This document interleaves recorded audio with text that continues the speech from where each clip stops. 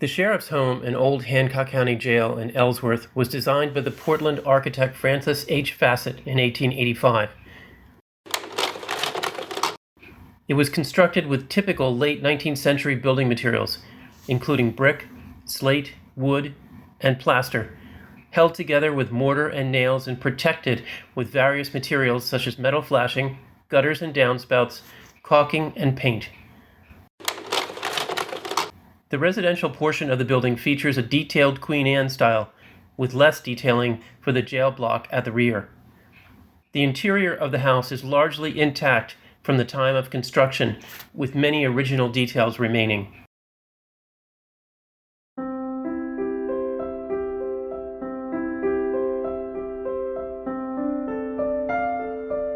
Francis H. Fassett built as many as 400 buildings throughout the state, but his influence is most felt in Portland, where many of the buildings still stand today.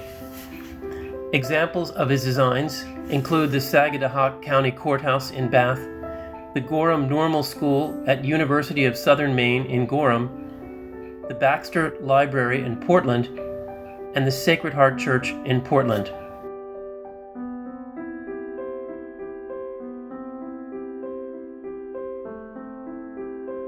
Fassett's own home in Portland was a duplex built for himself and his son Edward in the centennial year of 1876.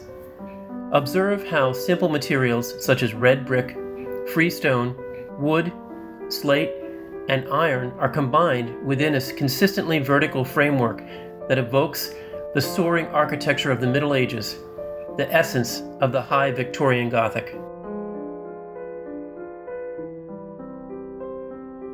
Fassett's work in Ellsworth also included the county courthouse next door to the jail. The two buildings functioned as an architectural pair until fire destroyed the courthouse and its records in 1930. Firefighters Raymond Peavy and Lester Salisbury were killed when the Belfry Tower collapsed, the only losses in the history of the Ellsworth Fire Department.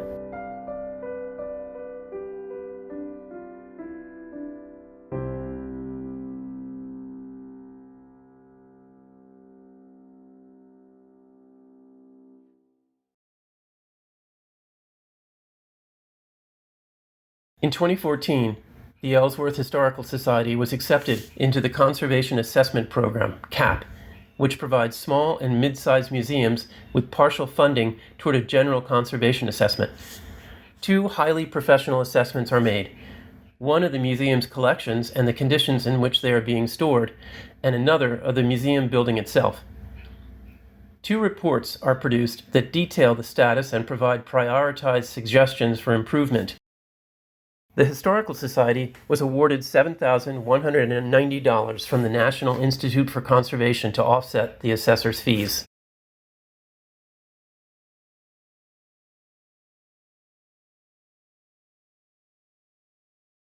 The firm Sutherland Conservation and Consulting in Augusta provided the building and assessment of the old jail. It was an 87-page document that began with a breakdown of the work needed into 4 categories: immediate, short-term, medium-term, and long-term repairs. The price tag for just the immediate work was $500,000.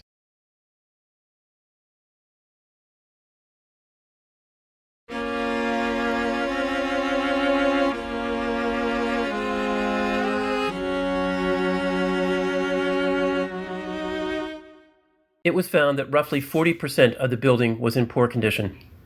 Water was making its way through the face of the walls as it flowed down the brick wall surface from missing downspouts and through holes in the gutters. The water was then being absorbed into the bricks and mortar joints. Long-term water infiltration, coupled with annual freeze-thaw cycles, resulted in brick veneer failures like those seen on the south elevation of the jail, where a substantial section of brick veneer has fallen off the building.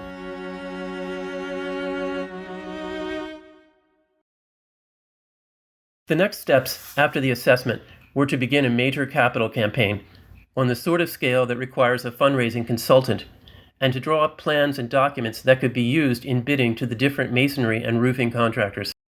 The cost just to create these documents, for the immediate work only, was estimated to be between $17,000 and $20,000. In addition, Amy Cole Ives gave an estimate for her services as project coordinator at between $3,400 and $4,900. The estimate just to generate a fundraising brochure was between $570 and $990. The assessment generated much needed momentum in the effort to restore the old jail. But as the following years were to prove, there was little that existed behind the momentum. The Historical Society president, a volunteer who also had a full-time job, worked very hard to identify consultants, grant funders, and contractors.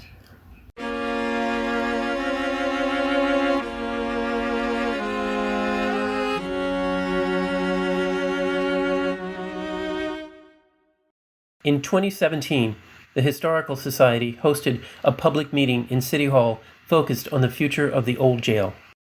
Amy Cole Ives was the speaker. 10 people attended.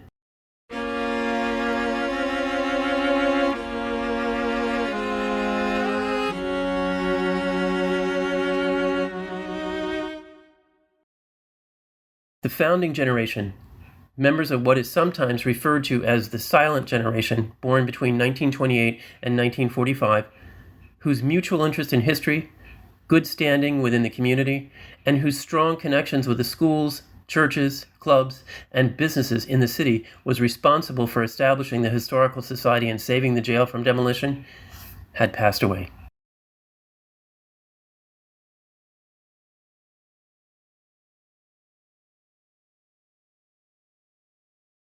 I do not know any of the history of the coat rack, but we have a nice hall, and I could fix that.